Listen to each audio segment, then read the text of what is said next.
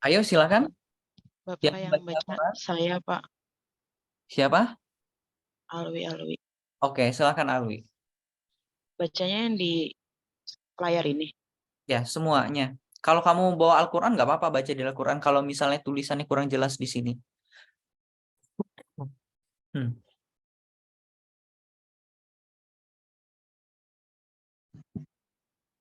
A'udzu billahi minasyaitonir rajim. Bismillahirrahmanirrahim. Yudabbirul amra minas samaa'i ilal ardi tsumma ya'ruju ilayhi fi yawmin kana miqdaruhu alfa sanatin mimma ta'udun, yang artinya dia mengatur urusan dari langit ke bumi, kemudian urusan itu naik kepadanya dalam satu hari yang kadarnya adalah 1000 tahun menurut perhitungannya. Ayat ini membahas tentang manajemen, diistilahkan sebagai pengaturan. Oke, baik ya. Jadi teman-teman, As-Sajadah surat As-Sajadah ayat 5 ini itu kalau secara umum manajemen ya. Manajemen itu diistilahkan sebagai pengaturan.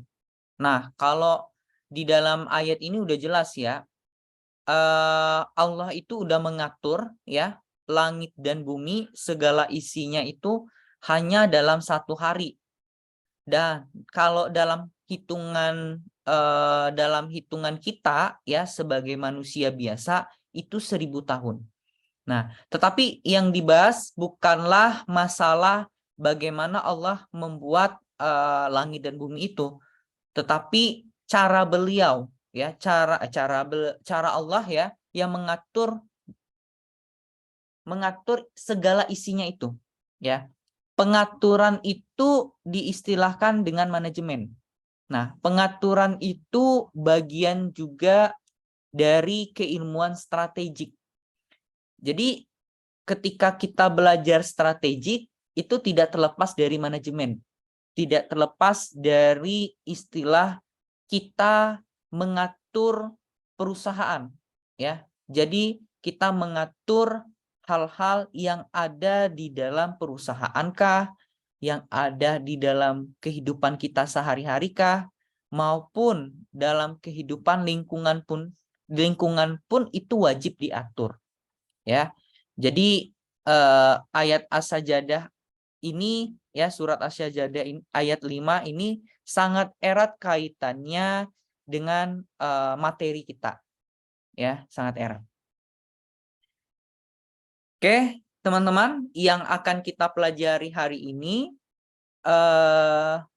pendahuluan manajemen strategis ya, fungsi dari manajemen strategik, kerangka kerja dari manajemen strategis, dan isu-isu seputaran manajemen strategis. Oke, teman-teman, sebelum kita mulai ya, kita brainstorming dulu ya. Coba teman-teman buka menti.com dulu ya. Coba buka menti.com dulu.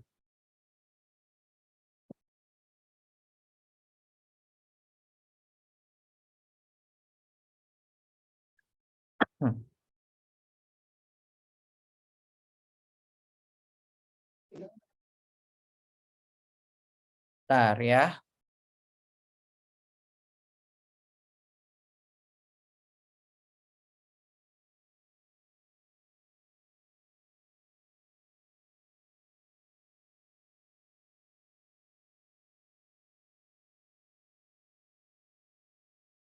Bentar.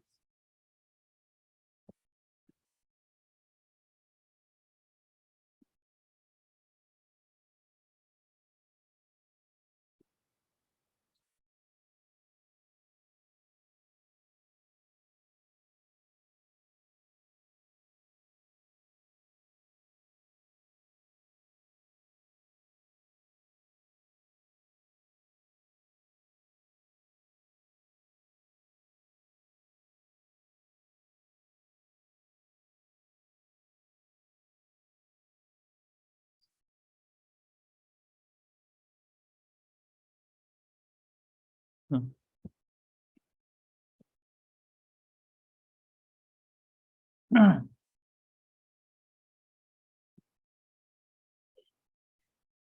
ya teman-teman, saya lupa di mana letaknya kemarin ya. Komputer kok nggak ada.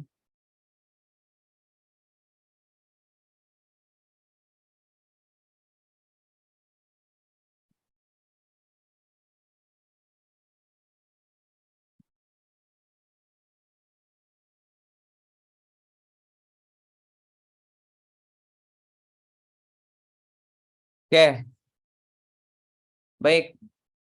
Oke, silakan teman-teman masuk login dulu ke ini, ke buka menti.com ya, menti.com, lalu masukin kode yang baru. Ternyata kodenya baru ya. 15248349. Lalu teman-teman buat jawaban teman-teman dalam 2 kata. Apa yang teman-teman ketahui terkait manajemen strategis ya? Silakan buat dalam 2 kata.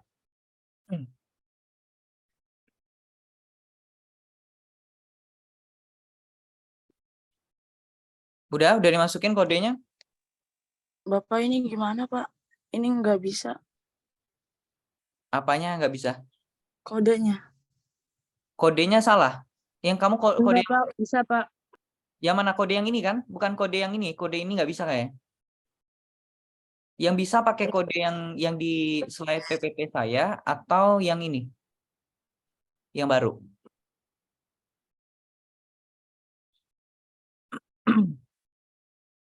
Ayo, ada yang udah bisa? Udah bisa, Pak. Oh, Oke, udah, coba. Pak. Udah, Pak. Oh, yaudah.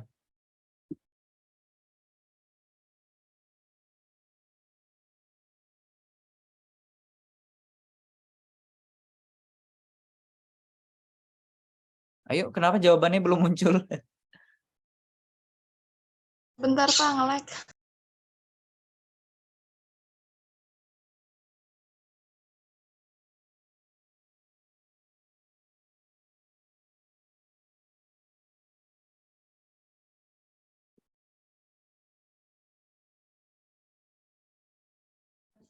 Bapak, ini kan di sini ada 3, Pak. Berarti 3 kata, Pak.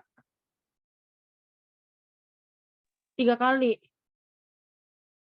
Oke, gini tadi ya modelnya. Iya gitu, Pak. Iya, Pak. Coba coba kalau satu aja isinya masuknya gimana? Nggak bisa di-submit, Pak. Oh, ya udah, 3-3-nya ini kayak pengaturan saya nih. 3-3-nya aja nggak apa-apa.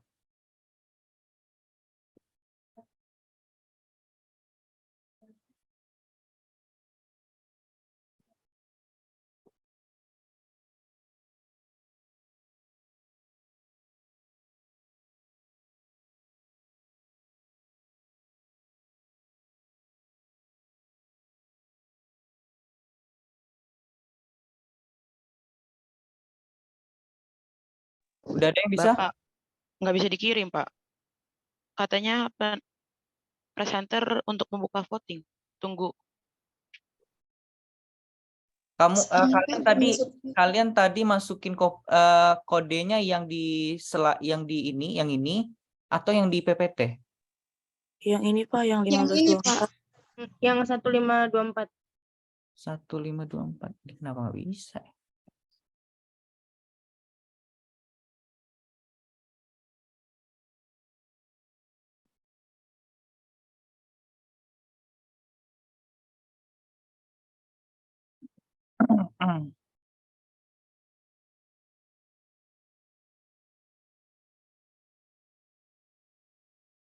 Coba ulang lagi, bisa nggak?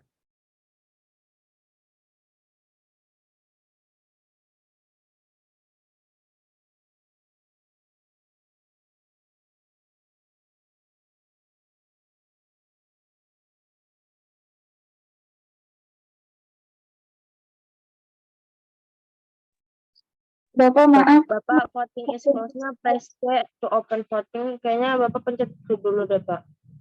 Apanya? Yang voting is closed. Oh, ini yang C. Press C. Oke, coba. Baru bisa satu. Oke, baik. Bisa, Pak. Udah bisa, Pak. Udah, ini udah masuk. Siapa yang nggak bisa?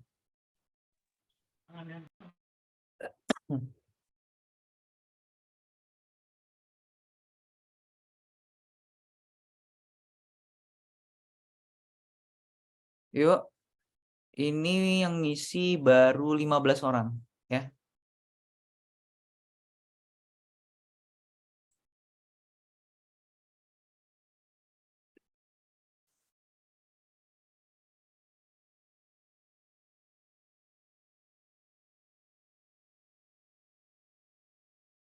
Delapan 18 orang, kita di kelas ini ada 25 ya.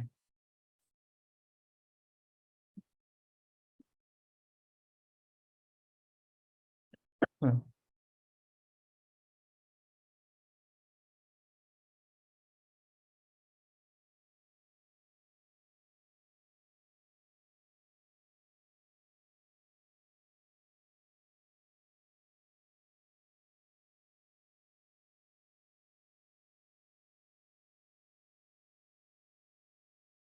Oke, udah semua atau belum nih?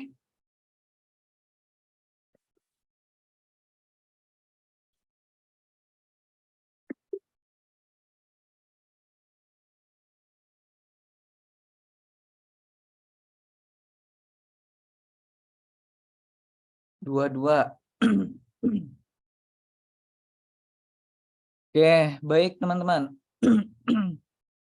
Nah, kalau dilihat ini, ingat gak ini pelajaran apa kemarin? Statistika, Pak. Statistika. Ya, kalau dilihat kayak gini, ini apa namanya? Workload. Nah, ini yang workload yang saya sampaikan kemarin, ya. Nah, kalau dilihat dari gambar, dari yang kalian lihat, yang paling banyak jawabannya apa? Pengambilan Keputusan.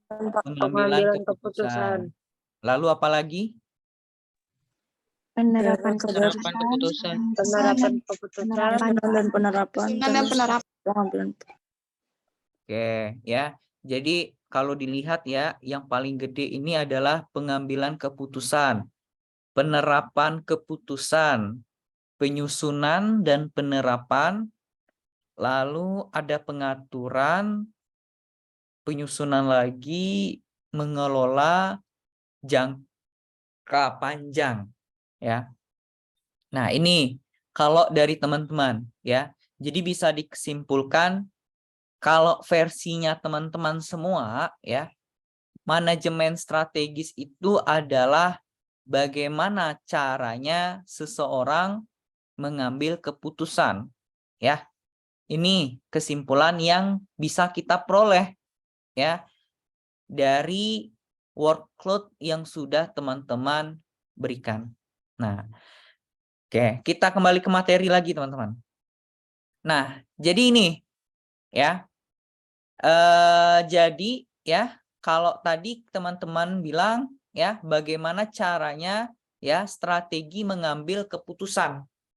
Nah, dan itu bukanlah sesuatu yang salah ya, tetapi ada yang kurang lengkap ya. Kalau dilihat teman-teman secara definisi manajemen strategis itu ini dia ya.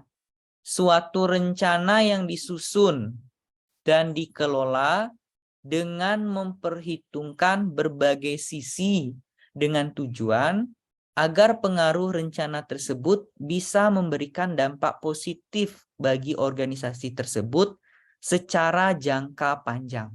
Ya. Jadi dia itu berisi rencana, teman-teman. Rencana-rencana dan disusun dan dikelola. Jadi kan biasanya kalau rencana itu kan dibuatnya dalam bentuk plan A, plan B, dan plan C. Teman-teman pernah nggak kalau di organisasi, teman-teman membuat program kerja, dan teman-teman membuat program kerja tersebut kan pasti ada plan A, plan B, dan plan C. Benar nggak? Iya, Pak. Kalau nggak ada nggak jalan. Ada yang bisa ceritakan nggak kira-kira? Ini dalam konteks kalian ya sebagai mahasiswa dalam berorganisasi. Coba. Ini nih anak-anak organisasi harusnya tahu nih. Maksud saya ini apa nih? Ya. Plan A, plan B, plan C ini apa ya dalam suatu organisasi apa gitu.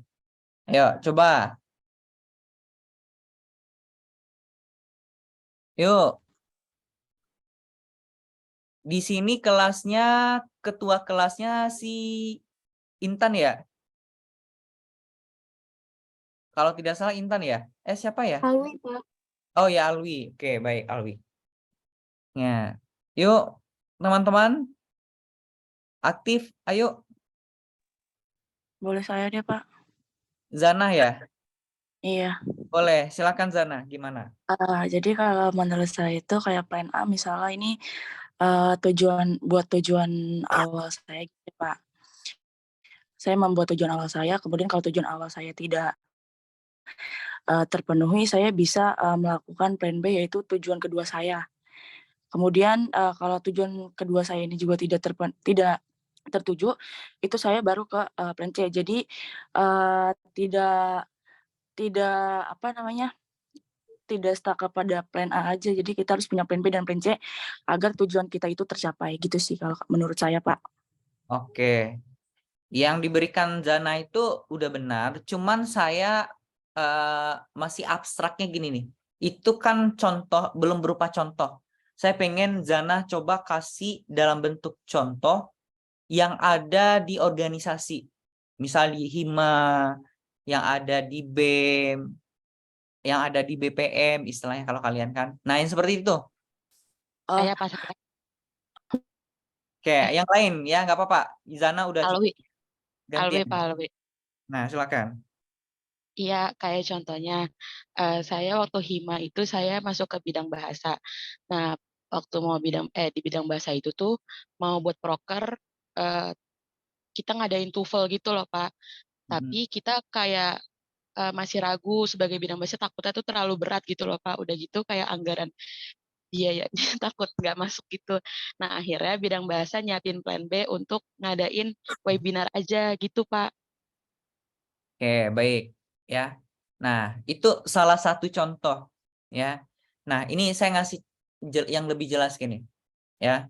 Ketika kita dalam suatu organisasi, kita disuruh setiap di awal pengurusan ya. Ayo kalau kata ketua umum ya. Nah, dewan pengurus harian. Ayo kita buat program kerja. Nah, ini nanti setiap bidang nih pada buat nih. Nah, anggap aja nih bidang definisi keilmiahan. Nah, di bidang definisi keilmiahan, dia mengangkat program kerja misalnya lomba karya tulis ilmiah misalnya. Nah, ketika dia membuat lomba karya tulis ilmiah ya, di departemen ini, tentu kan dia mikir pertama nanti pesertanya dari mana aja gitu ya.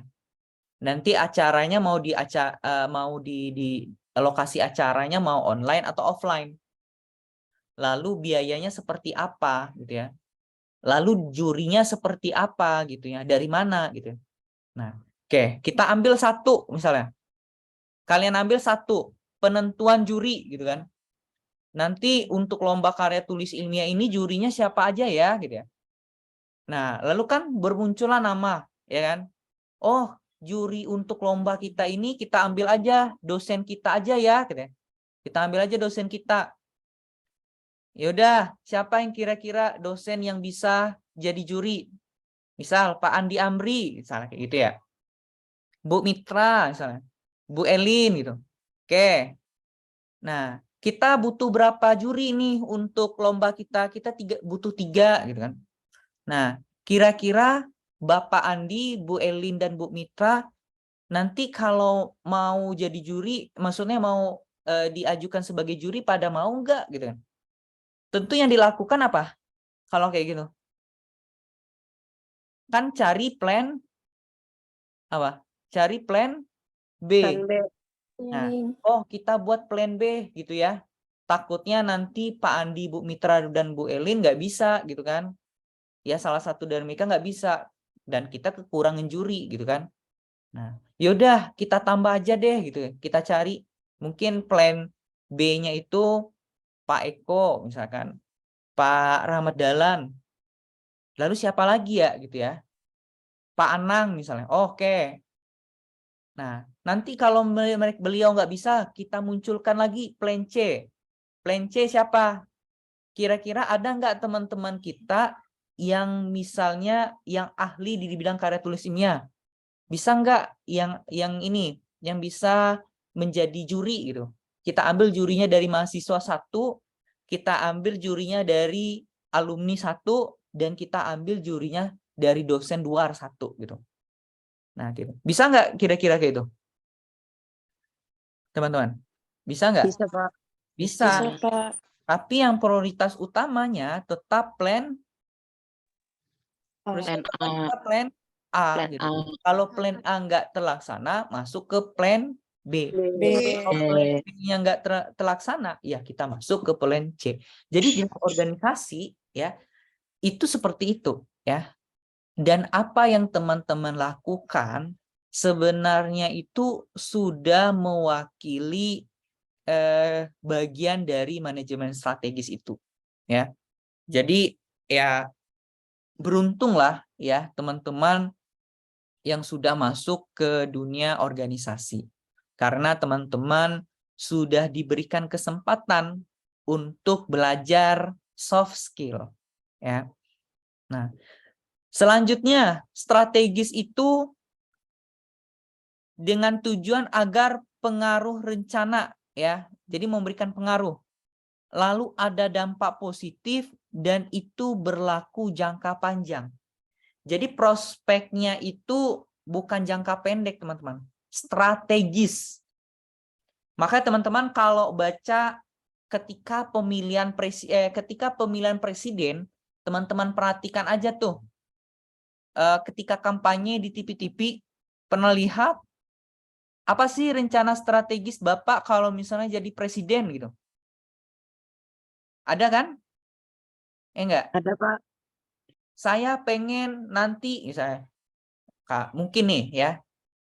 Saya pengen Indonesia dalam 5 tahun ke depan berkembang dalam bidang properti, jalan tol bagus, infrastruktur bagus gitu kan. Nah, itu kan program Jokowi ya. Kalau Jokowi kan programnya membangun gitu ya. Membangun infrastruktur gitu. Ya, padahal hutangnya banyak gitu ya. Nah, seperti itu. Jadi programnya itu jangka panjang. Jadi kalau di dalam pemerintahan ada namanya, saya lupa ya, rancangan perencanaan strategis. Nah, itu tuh masuk manajemen strategis tuh. Ya, strategis ya. Nah, biasanya fokus utamanya adalah memberikan dampak penerapan konsep strategis kepada perusahaan secara jangka panjang atau sustain ya, termasuk dari segi profit yang diambil atau yang stabil.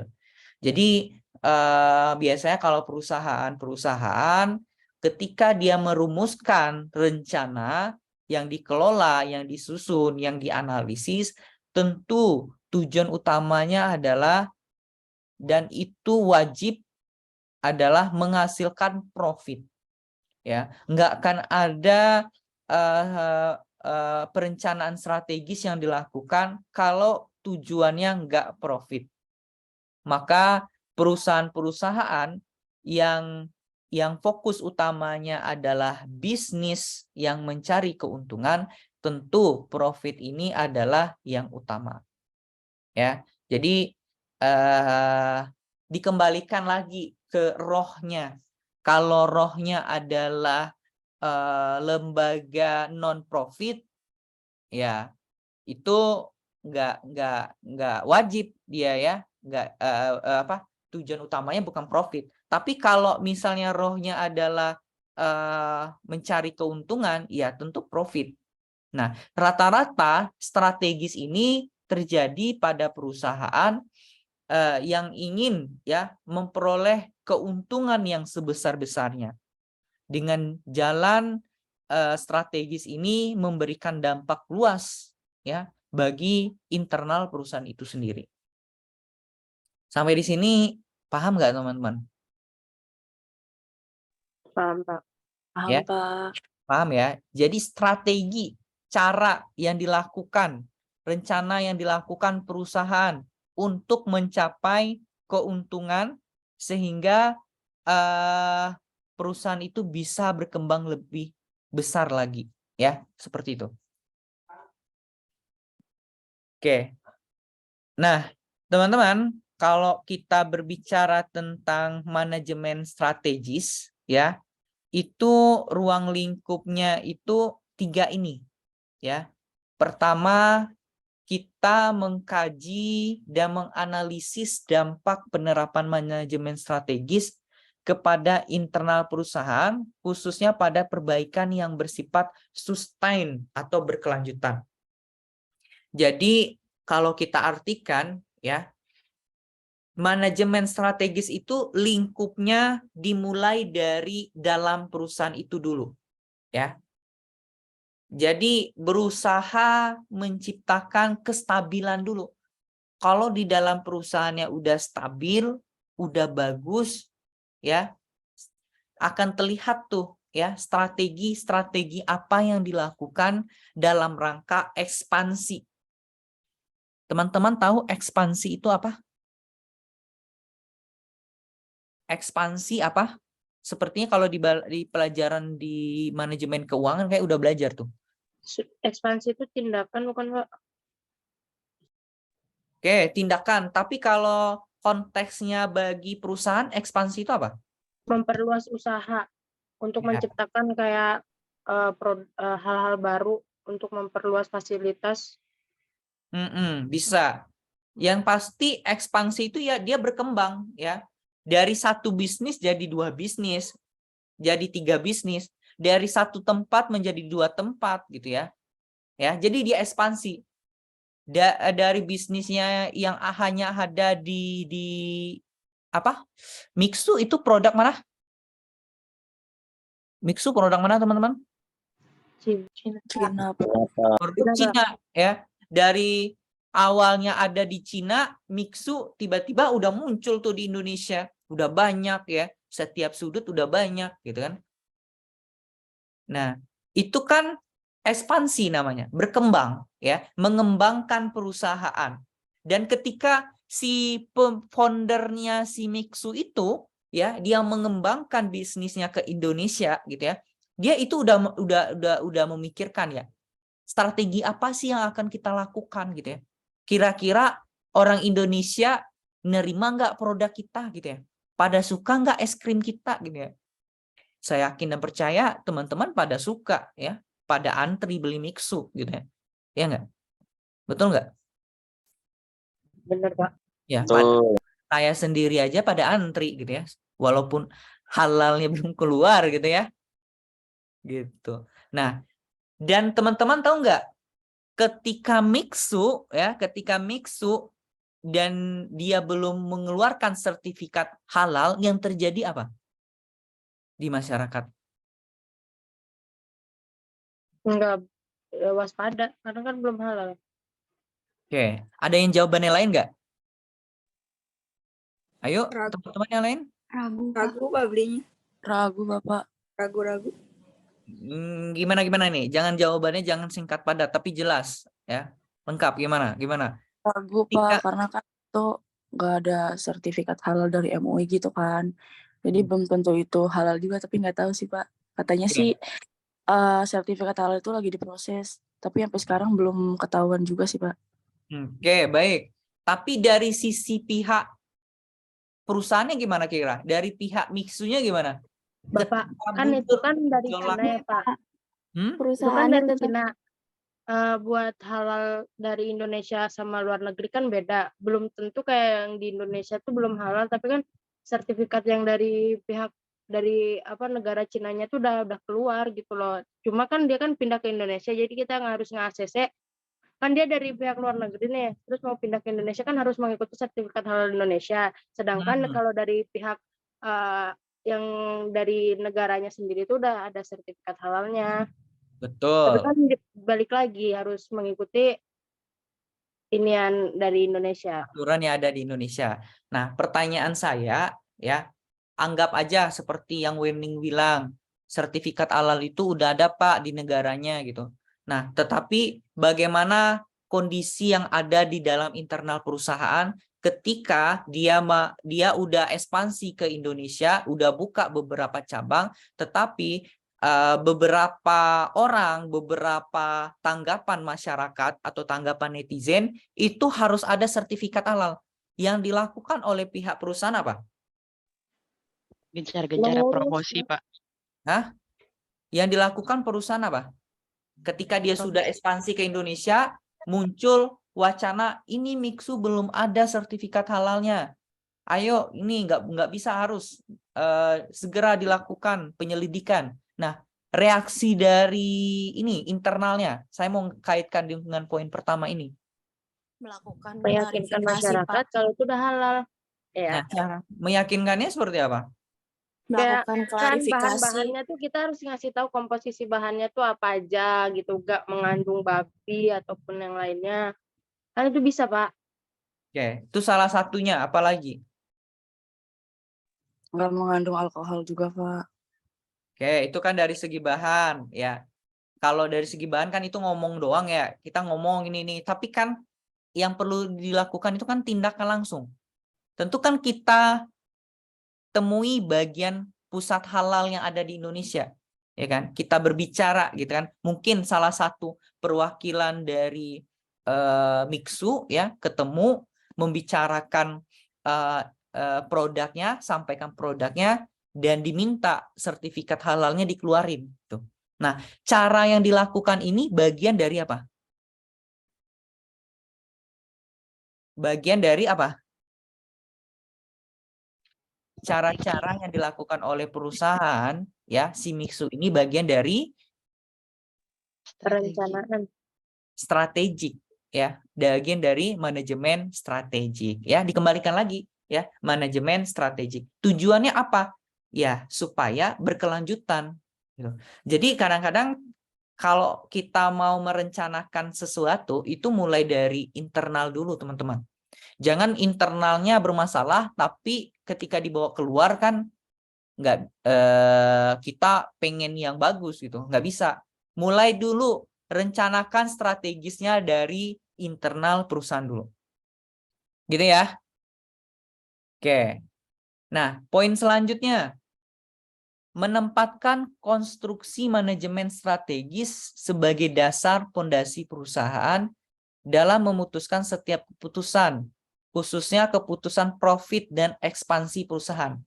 Ya, jadi kalau misalnya ya dia sudah menerapkan manajemen strategis dengan baik, tentu ya kekuatan yang ada di perusahaan itu semakin kuat, teman-teman.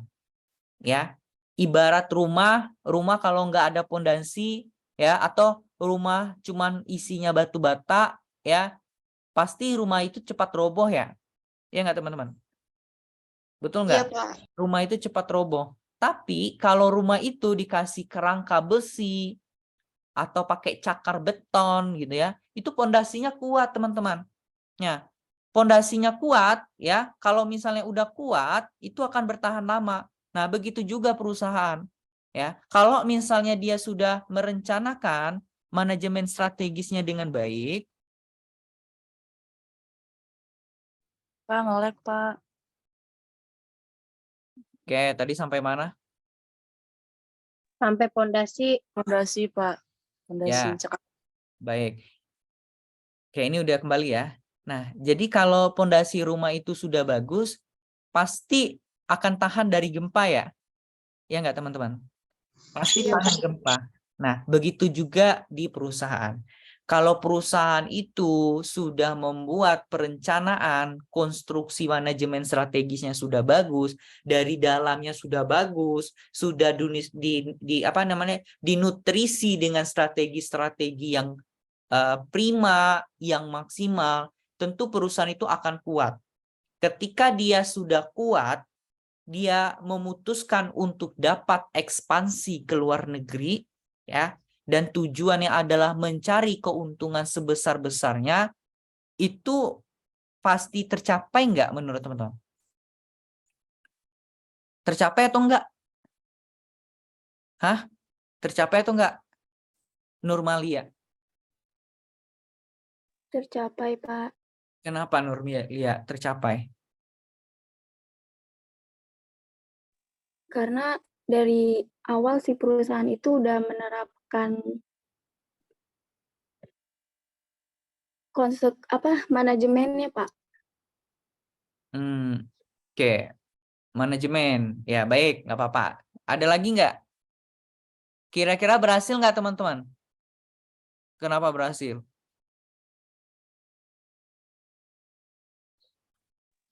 Karena Yuk. sudah tersusun gitu, Pak. Yang lain ini nggak ada pada ngomong. Ini kayak rambutnya masih acak-acak nih. Nih kayak Evan, rambutnya gulung-gulung ke atas gitu. Nah, ini kelihatan belum mandi nih. Kamu udah mandi atau belum, Evan? Belum dong, Pak. PR banget ya kalau saya ngajar pagi ini ya. Kayaknya kalau kuliah pagi itu enaknya offline gitu ya. Jadi pada tergesa-gesa ke kampus. Tapi kalau misalnya online gitu ya pada nggak mau mandi nih. Mungkin pada dosen pada nggak mau juga ngajar pagi ini kayak gini nih. Irit air, Pak. Hah? Kenapa ini hemat air, nggak boleh hemat air? Ya kalau mandi mah harus mandi. sama air, Pak. Apa? Lagi musuhan sama air. Aduh, karena dingin ya. Jangan kayak gitu. Nanti bawanya rebahan mulu. Oke, Evan, saya kasihkan ke Evan nih. Kira-kira berhasil atau enggak, Evan?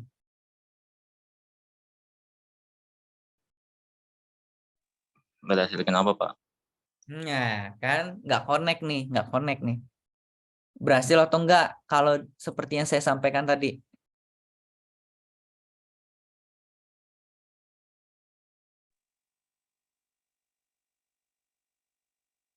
Ayo.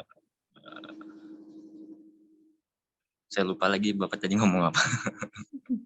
Aduh, ini Evan ya. Kan saya udah bilang kalau perusahaan itu sudah menerapkan strategis yang baik gitu ya. Nah, dia itu udah bisa berani mau ngambil keputusan mengambil keuntungan sebesar-besarnya melalui ekspansi perusahaan. Nah, apa yang dilakukan perusahaan itu udah benar atau belum? Udah kok, Pak. Ya, kenapa udah benar? Udah itu kenapa? Karena dari segi harga dia bisa nekanin lebih murah daripada brand-brand lainnya atau kompetitor lainnya. Terus dari segi produksinya itu dia bisa lebih dapat murah itu karena adanya supply chain management. Nah, gimana itu supply chain management itu juga bagus dari segi komunikasinya yang dimana adanya hubungan dari suatu produsen dengan pihak tertentu. Itu sih, Pak. Supply chain management itu apaan? Supply chain management itu ini Pak, kayak apa namanya? Adanya rantai komunikasi yang lebih baik gitu Pak dari produsen sama si pihak perusahaan itu. Ya, bagian yang apa yang kamu sampaikan itu apakah bisa dimasukkan sebagai bagian manajemen strategis? Bisa, karena yang tadi saya bilang karena jadi dari segi harga itu bisa lebih ditekankan daripada kompetitor lainnya itu Pak. Oke, baik ya.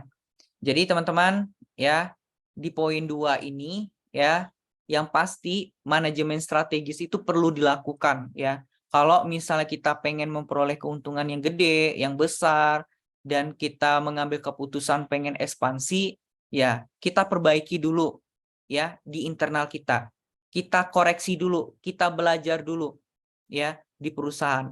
Apakah cara-cara yang dilakukan, strategi-strategi yang dilakukan mumpuni nggak? Kalau nggak mumpuni, oke, nggak usah dulu. Tetap aja stagnan di situ ya, daripada berabe gitu ya, daripada nggak berhasil gitu ya, karena manajemen strategisnya nggak maksimal. Nah, selanjutnya teman-teman menjadikan ilmu manajemen strategis sebagai best thinking dalam membangun berbagai rencana, termasuk rencana produksi, pemasaran, personalia, dan kekuatan. Ya, jadi yang pasti teman-teman ya, ketika kita berbicara tentang strategis, dan itu adalah berbicara bagaimana pola pikir kita dalam meningkatkan produksi, ya, meningkatkan pemasaran, meningkatkan personalia dan kekuatan yang ada di perusahaan. Ya, jadi yang pasti, yang paling penting adalah ketika kita berbicara manajemen strategis, kita berbicara bagaimana kita mengumpulkan kekuatan, mengumpulkan strategi yang ada di dalam internal perusahaan itu sendiri dalam rangka mereka untuk dapat memperoleh keuntungan yang sebesar-besarnya. Ya, jadi ketika dia sudah bagus manajemen strategisnya, baru deh dia keluar dari sangkarnya, ya. Baru dia keluar dari zona nyamannya, ya. Jadi kita siapkan dulu nih peluru kita siapkan pistol kita siapkan peluru kita, baru bisa menembak, gitu ya. Kalau misalnya baru ada pistolnya, nggak ada pelurunya, nggak bisa, ya. Artinya kita belum siap. Nah, di dalam perusahaan juga seperti itu. Oke, kita lanjutkan lagi. Nah, ini fungsi dari manajemen strategis, teman-teman.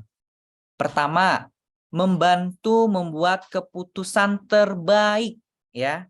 Nah, ini yang saya bilang tadi. Kalau strateginya udah bagus, keputusan pun pasti keputusan yang terbaik, ya. Teman-teman tahu nggak, teman-teman? Kenapa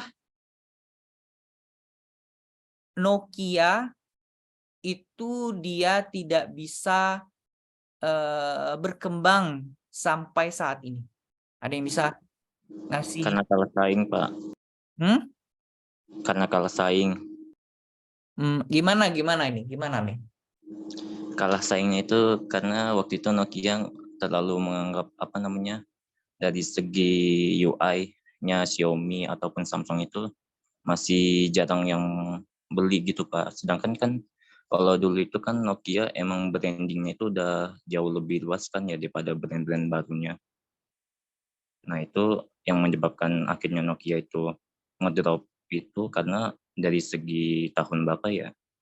Tahun 2010-an itu dia itu udah mulai kalah saing, Pak, sama brand-brand lainnya. Karena dari segi brand lain itu kan dia emang meyakinkan bahwasanya dari segi pasar teknologinya itu mereka bisa, dan akhirnya Nokia karena terlalu meremehkan akhirnya ya itu kalah saing gitu, Pak. Baik, ya itu dari Evan. Saya pengen jawaban yang lain nih, yang belum aktif. Ayo kita kasih Bapak. kesempatan yang belum aktif untuk peroleh nilai yang bagus, ya. Bapak. Saya, Pak. Siapa? Kuning dong. Alfi, Pak. Siapa? Saya, Pak. Boleh. Boleh, nggak apa-apa. Siapa? Orangnya siapa? Alfi, Pak. Oh, oke, Elvi, silakan. Jadi brand Nokia ini tidak berkembang itu karena mereka itu nggak mau berinovasi, dalam artian dia itu nggak mau melakukan perkembangan seperti yang Bapak jelaskan tadi, yang ekspansi itu dia nggak mau melakukan itu, dan nggak mau berinovasi sehingga produk yang dia keluarkan itu semakin berkembangnya zaman itu semakin tidak semakin tidak cocok dengan kebutuhan para konsumen. Itu sih, Pak. Oke, itu jawaban dari Alfi. Udah 2 orang nih. Ada lagi nggak yang mau ngomong? Yang mau berpendapat, silakan. Yang belum ya?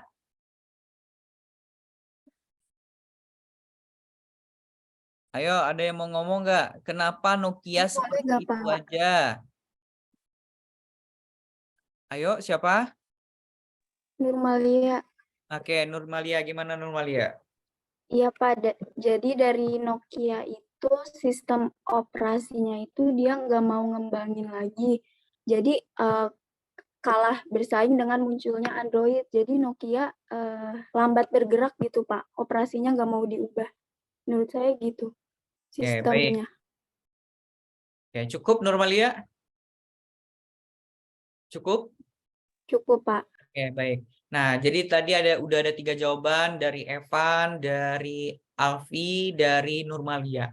Nah, jadi teman-teman ya, Nokia itu kan dulu sangat jaya banget ya. Di tahun 2000, sebelum tahun 2000, Nokia itu produk yang paling bagus. Dilempar pun HP itu ya, bentuknya batangan kayak gitu, masih bagus juga. Tahan Ya, banting, Pak. tahan juga, tahan banting juga ya. Tapi dia itu terlalu, kalau bahasa kita terlalu sombong gitu ya. Dia nggak sadar ya, nggak sadar karena akan muncul kompetitor yang baru. Dia tetap stagnan di keputusannya ya. Dia tetap stagnan di keputusannya dengan model dan cara yang lama. Nah, padahal kompetitornya udah berusaha belajar perkembangan zaman, udah belajar kerjasama dengan pihak lain, kerjasama dengan pihak Android, Asus, apalagi Xiaomi, Oppo, kerjasama dengan Android. Sementara siapa namanya si Nokia, dia masih kukuh dengan keputusan dia. Dia masih kuat keinginannya, saya tetap di jalur ini karena dia percaya produknya masih dicintai. Ternyata keputusan yang diambil itu tidak sesuai. Ternyata keputusan yang diambil itu tidak relevan lagi, nggak cocok lagi, nggak bisa diterapkan lagi di zaman sekarang. Makanya saya lihat Android ini muncul tahun berapa sih ya? Kayaknya mulai tahun 2012-an ya? Iya Pak, kalau nggak salah. Nah, dimulai tahun 2012-an itu si Nokia udah mulai tenggelam ya. Udah muncul HP Android, harganya pun murah ya teman-teman ya. 700.000 pun udah bisa beli Android. Nah, si Nokia itu baru sadarnya baru-baru ini nih ya. Ya nggak, baru sadarnya baru-baru ini kan. Bahkan desainnya udah ngikutin Android sekarang. Nggak salah Iya, saya, Pak. produk Nokia terbaru itu dia baru mau nih kerjasama dengan Android gitu kan. Ya nggak? Ada yang pakai Nokia Android nggak? Nggak ada saya Enggak, pinjam Pak. dulu. Mahal. Mahal harganya ya? Ya, Iya, harganya Pak. mahal ya. Nah, itu kan mereka baru sadarnya baru-baru ini gitu. Kenapa nggak sadarnya dari dulu? Bayangkan nggak teman-teman, kalau seandainya Nokia nggak kukuh dengan keputusannya, dia mau join dengan Android gitu ya, bodinya dirubah gitu ya, speknya dirubah, kira-kira Nokia sampai sekarang pasti tetap jaya kali, ya nggak? Iya. Pasti Jaya tetap. bisa, tapi kecil kemungkinan. Iya, kemungkinan besar pasti akan berkembang gitu ya. Pasti akan tetap bertahan gitu ya. Jadi istilahnya teman-teman, tidak ada yang berjaya selama-lamanya. Pasti akan ada masanya menjadi turun ya. Jadi nggak ada istilahnya kita menjadi orang miskin terus, pasti ada masanya kita menjadi orang kaya ya. Jadi percaya aja itu. Nah, jadi saya balikin ke situ ya. Ini motivasi nih ya, misalnya saya berasal dari keluarga yang kurang mampu, saya dari keluarga yang ini gitu ya. Iya, teman-teman harus percaya suatu saat teman-teman bisa menjadi orang kaya. Udah kayak gitu aja. Nokia yang kaya, sekarang Nokia jadi miskin gitu kan. Gitu. Sampai di sini paham nggak yang membantu membuat keputusan terbaik? Paham ya? Paham, Paham. Pak. Nah, lalu meningkatkan kemampuan untuk mengatasi berbagai permasalahan ya. Jadi ketika kita sudah membuat strategi-strategi yang bagus gitu ya. Nah, berbagai masalah-masalah itu bisa dihandle, bisa diminimalisir. Nah, dibandingkan perusahaan yang tidak yang tidak merencanakan strategi yang baik ya, itu akan beda ya. Nah, Akan lebih bagus perusahaan yang sudah menerapkan manajemen strategis yang benar-benar maksimal. Nah, selanjutnya, membantu proses adaptasi baik dengan perkembangan zaman maupun perubahan irama persaingan di dunia bisnis. Ya. Jadi, strategi itu bagian dari mengikuti pola perkembangan. Ketika kita berbicara strategi, kita berbicara masalah perkembangan. Ketika berbicara tentang perkembangan, kita berbicara tentang keadaan yang terjadi pada saat itu. Jadi, ketika kita membuat strategis, pastikan strategi yang dibuat itu adalah strategi yang mengikuti perkembangan zaman.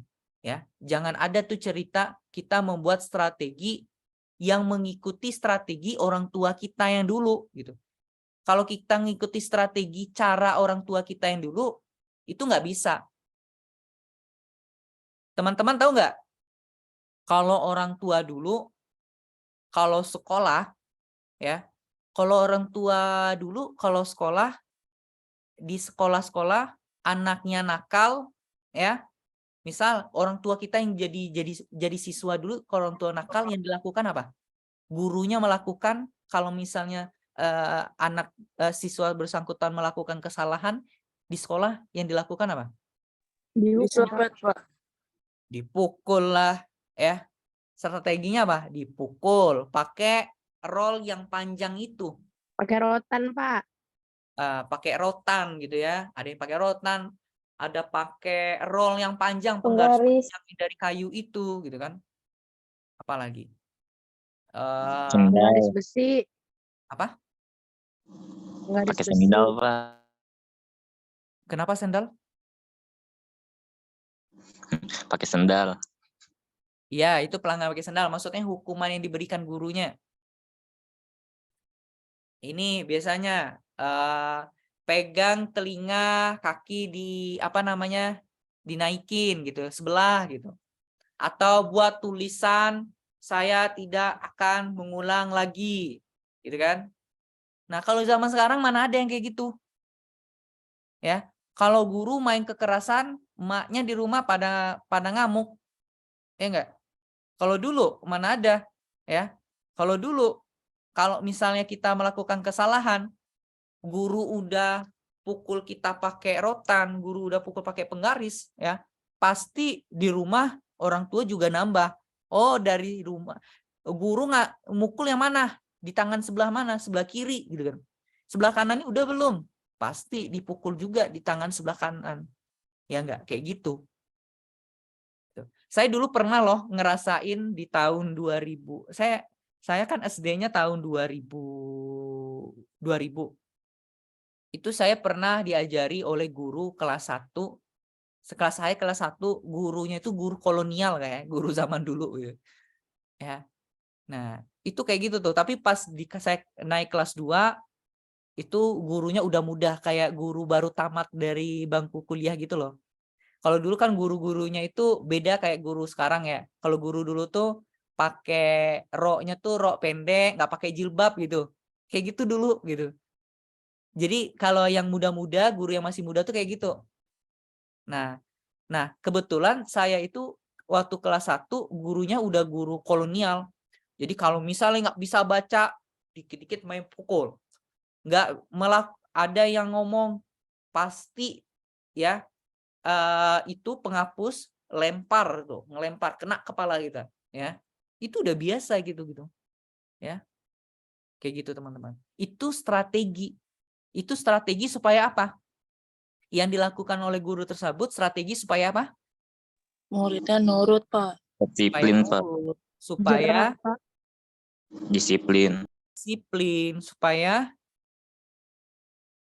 Terdidik, Pak. terdidik, dengarin apa yang disampaikan guru bersangkutan. Tapi kalau secara sekarang kayak gitu dilakukan gimana kira-kira? Dilaporin ke polisi, Mas. Dilaporin, Pak. Soalnya banyak Pada- kasus yang Iya, gitu. Pak, pada ngelaporin. Ada yang Padahal kan ngelaporin punya gitu kan. kebaikan, Pak.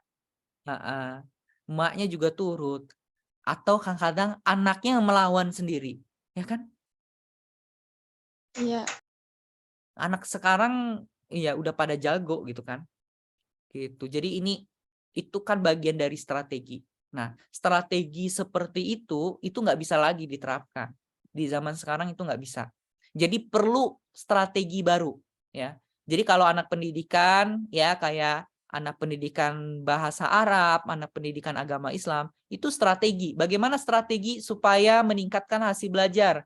Bagaimana strategi supaya siswa dapat belajar dengan baik? Nah, itu strategi. Strategi dalam pendidikan. Nah, kalau kita strategi apa? Strategi dalam bisnis. Khusus kalian apa? Strategi dalam bisnis perbankan syariah. Begitu. Nah, oke. Selanjutnya adalah meningkatkan keuntungan atau profit perusahaan. Nah, ini udah jelas ya. Kalau strateginya udah bagus, profitnya akan meningkat. Lalu, meningkatkan efektivitas dan efisiensi setiap kegiatan operasional perusahaan. Jadi kalau udah strateginya bagus, efektivitasnya akan terlaksana dengan baik juga. Kita sampai jam berapa sih teman-teman? 10 menitan lagi. 10 menit lagi, Pak. Oke, 10 menit lagi. Kita agak cepat ya. Nah, ini tujuan dari penyusunan manajemen strategis ya teman-teman.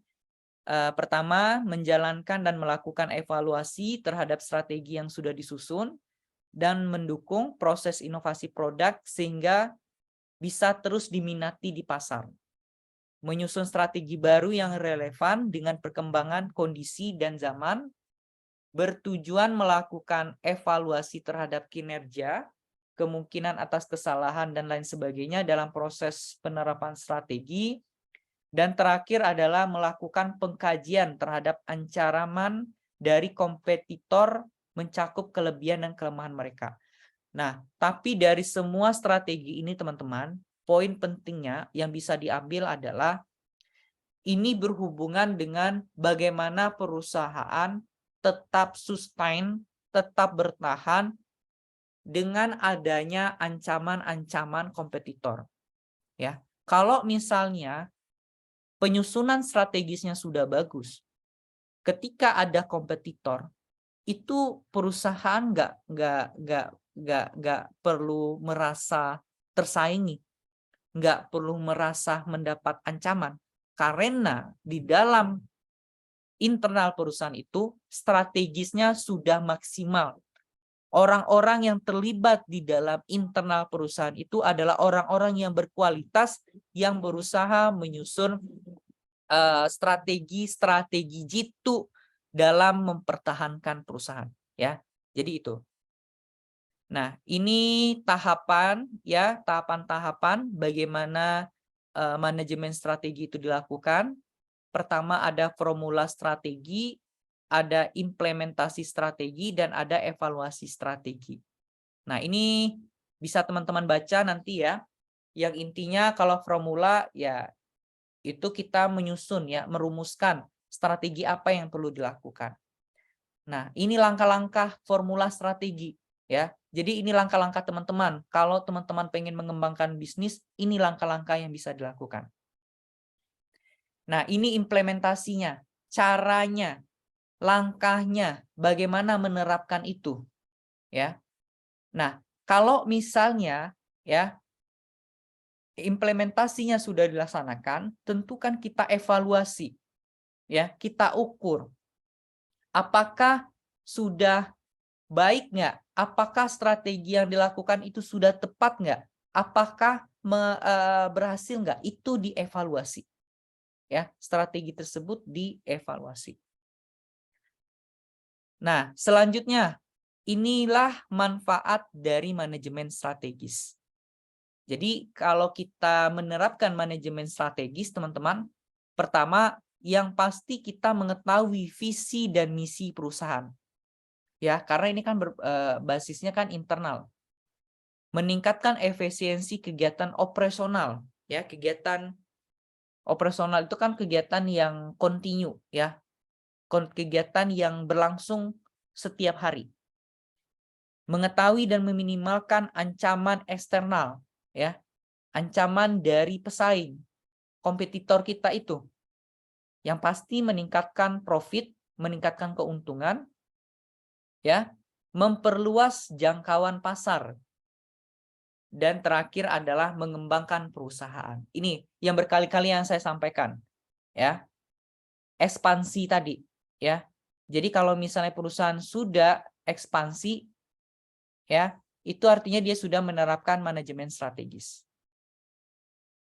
Oke, ini contoh dari manajemen strategis teman-teman.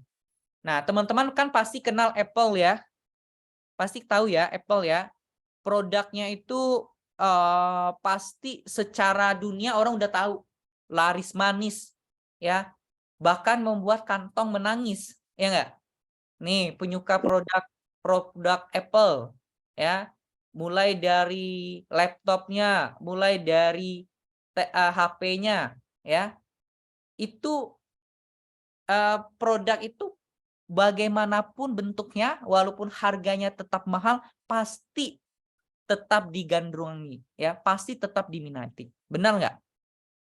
Saya yakin teman-teman kalau misalnya udah Benar, bekerja, Pak. udah punya duit, pasti buruan pertamanya adalah, oh saya pengen punya iPhone, saya pengen MacBook, gitu. Iya nggak? Karena apa? Karena kualitasnya itu bagus, price tag-nya itu bisa meningkatkan, ya kalau kata orang ya, bisa lebih naik gitu, berbagai 100 derajat gitu ya, katanya kayak gitu. Nah, dan itu teman-teman, karena apa? Karena Apple itu walaupun harganya tinggi, dia mampu memberi kualitas, kemewahan, dan suguhan lain yang sepadan. Nah, fokus pada kualitas bukan pada harga menjadi manajemen strategi yang dijalankan Apple.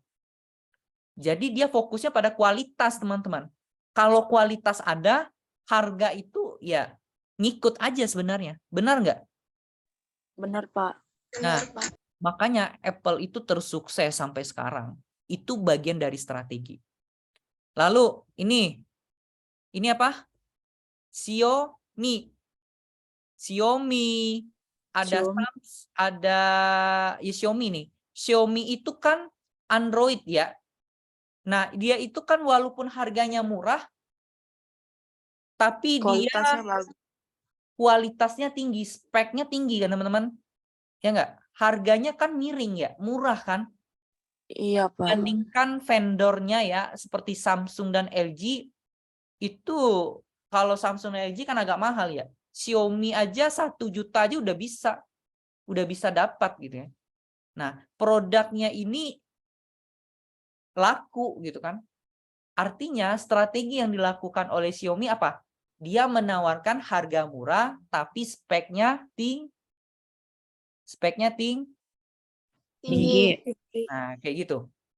Ya. Jadi ini beberapa contoh dari manajemen strategi. Oke, teman-teman, thank you for learning. Any question? Ayo. Ada yang mau ditanyakan? Silakan. Ada yang mau ditanyakan? Silakan. Saya Pak. Oke. Satu aja ya pertanyaannya ya, karena ini Ya. kelas kedua mau masuk. Oke, gimana? Ini sih Pak, kayak misalnya kita menerapkan strategi ATM gitu Pak. Amati, tiru, modifikasi. Misalnya contohnya kayak, ini kan Mixu kan udah berkembang gitu. Nah, ada pesaingnya itu ATM gitu Pak. Namanya Aicha gitu. Jadi Aicha ini sudah menerapkan strategi dengan baik atau belum gitu Pak. Dimana kan ini kayak gambling gitu loh Pak. Dia bisa bangkrut atau bisa rugi, bisa untung atau rugi dari gamblingnya ini gitu, kayak ATM dari Mixu itu gitu Pak. Jadi dia sudah menerapkan atau belum Pak? Oke, kalau misalnya kita menerapkan strategi ATM, amati, tiru, dan modifikasi, itu kan strategi yang seringkali dilakukan oleh perusahaan-perusahaan gitu ya. Kadang-kadang kalau kita pengen inovasi baru, itu kan butuh proses yang lama gitu ya. Ya kan? Prosesnya lama gitu kan. Nggak bisa dalam waktu yang sebentar. Maka cara yang cepat adalah amati, tiru, dan modifikasi. Nah, ketika kita mau meniru, tentu kan kita harus punya benchmarknya ya. Kita harus punya sesuatu role modelnya. Role modelnya ini kira-kira ini bagus atau enggak? Tentu yang seperti Aryo sebutkan tadi, gambling ya. Kita acak aja gitu ya. Dan tentu perusahaan ketika menerapkan itu, ya dia memilih perusahaan-perusahaan yang benchmark itu harus ada plan. Dia menentukan plan A, plan B, dan plan C. Plan A itu merujuk kepada perusahaan benchmark tadi. Nah, ketika dia sudah menemukan perusahaan-perusahaan tersebut, dia akan nerapin dulu tuh. Oh, kita amati dulu ya. Kita modifikasi dulu ya. Kita terapkan dulu ya role bisnis yang ada pada perusahaan A. Oh, ternyata kalau misalnya nggak berhasil, ada yang kurang, mungkin kita belajar dulu. Kita koreksi dulu. Kira-kira apa sih yang bisa dilengkapi. Tetapi kalau nggak bisa juga, baru kita masuk ke model perusahaan kedua. Atau model produk kedua. Kalau nggak berhasil juga, baru masuk ke model ketiga. Jadi memang kalau di dalam bisnis itu, kita nggak semata-mata langsung berhasil. Ya, jadi memang kalau cara cepatnya ATM. Ya, seperti yang Aryo bilang tadi. Gitu Aryo jawaban saya. Oke, terima kasih Pak. Oke, ya nanti kalau misalnya ada yang kurang, teman-teman silakan baca di berbagai buku sumber ya. Apa materi yang saya sampaikan mungkin kurang mengena atau kurang tepat gitu ya. Saya yakin ada yang lebih expert, ada yang lebih ahli, karena yang lebih ahli itu banyak dan saya juga masih belajar. Yang pasti kita sama-sama belajar. Ya teman-teman, begitu ya. Oke, teman-teman, Iya, Pak. sebelum saya tutup, yang absen hari ini siapa? Nanti saya absennya saya ambil aja. Ini Alwi, yang absen hari ini siapa, Wi? Ih, nggak tahu, Pak. Ntar lu, Pak. Ayo. 25, di sini 25 ya totalnya. Pas, Pak. Ada semua, Pak. Ada semua. Ada semua? Oke, Ada. baik. Ya, nanti saya ambil absennya minggu depan. Kita mulai kuliah manajemen strategik di kelas 6B ini hari apa sih, Alwi? Kamis, Pak. Kamis. Hari Kamis. Kamis, Pak. Oh, nggak mungkin lah Kamis lah. Mulai dari hari Rabu dulu dong. Ini kan Rabu kan tetap. Oh iya. Iya gitu, Pak. Artinya Rabu itu kelompok 1 ya. Lalu Kamis jam berapa, Wi? Kamis itu jam 10, Pak. Habis kelas Pak Agung. Oke, Kamis jam 10 itu kelasnya sudah ada. Nanti saya minta ketua kalau kelasnya masih kunci dikonfirmasi aja ke sekretariat ya. Dan Iya, Kamis Pak. itu kelompok 2 ya. Yang Bapak. Hari Kamis tetap ada yang presentasi. apa? Hari Kamis itu tetap ada yang presentasi. Iya. Ya kan ini Ih, kelompok. Bapak teh nggak ngomong, pikir saya tuh presentasi tuh di hari Rabu tuh 2 kelompok. Kalau Bukan. misal di hari Satu kelompok. Kamis ada presentasi, takutnya ada yang kelas siang, Pak. Soalnya kan nggak semua anak kelas saya nih bisa ikut di hari Kamis. Ada yang mental ke hari Sabtu kan, yang saya bilang ke Bapak. Ya, Karena nggak ada yang apa-apa. siang. Nggak apa-apa. Jadi gini aja, kan nilai keaktifan itu kalau nilai kelompok itu kan tetap nilai kelompok. Tapi kalau nilai pribadi, nanti kalau misalnya beberapa teman-temannya bisa dimasukin di kelas 1 lagi. Tenang aja, kalau masalah nilai mah tenang sama saya ya. Kalau presentasinya misal saya di kelas ini, tapi saya nggak bisa di hari Kamis itu. Ya nggak Sedangkan saya kelompok 2. Nggak apa-apa. Nilai kelompok kamu tetap ada. Yang pasti nanti yang diperbanyak adalah keaktifannya aja nanti ya. Oke, Pak. Oke. Artinya kelompok 1 ini di hari Rabu, kelompok 2 pertemuan 4 itu di hari Kamis. Begitu ya? Ih, Bapak maaf. Berarti kelompok 2 cuma 2 orang dong. Gimana? Kelompok 2 yang hari Kamis itu 2 orang, gimana Pak? Cuma 2 orang? Yang offline. Serius 2 orang? Iya, yang di kelas saya cuma 2 orang. Sisanya mereka pada ngambil kelas siang dan itu. Oke, yaudah gini aja. Nggak apa-apa. Nggak apa-apa. 2 orang nggak apa-apa. Ya. Nggak apa-apa kok 2 orang. Karena kalau di kelas sebelah juga 3 orang gitu kan. 3 orang, 2 orang nggak apa-apa. Ya. Yang penting teman-teman udah mempresentasikan aja. Yang 2 orang lagi gimana Pak nilainya? Yang pasti nilainya tetap diambil nilai kelompok. Yang kedua, nilai pribadi akan ada tetap di kelas sebelah. Jadi saya minta yang 2 orang ini yang nggak presentasi nanti tetap adanya di kelas sebelah. Jadi tolong nanti teman-teman sampaikan ke saya, Pak, saya dari kelas sebelah, Pak. Saya udah bertanya, Pak. Gitu ya. Karena nilai presentasi kelompok itu nanti dari saya. Gitu ya. Gimana kelompok 2, kelompok 1? Ya, paham ya? Bapak, Oke. berarti kelompok 2 butuh tambahan orang ya, Pak, buat ngebantu mereka presentasi. Karena kan kata Bapak ada notulensi, terus ada moderatornya juga. Boleh, kalau misalnya butuh orang yang nutulen, kabarin saya. Lalu yang butuh operator, nanti kabarin saya aja. Kan kooperator itu kan cuma menjalankan doang, ya kan? Gitu. Gitu ya, teman-teman ya. Ada lagi teman-teman? Cukup? Cukup, Pak. Cukup ya, jelas ya. Oke teman-teman, saya mau masuk kelas sebelah ya. Saya akhiri pertemuan hari ini ya. Terlebih dan terkurang saya mohon maaf. Dan saya akhiri dengan wabillahi taufik wal hidayah. Wassalamualaikum warahmatullahi wabarakatuh. Waalaikumsalam warahmatullahi wabarakatuh. Makasih Pak. Bapak. Ya, sama-sama.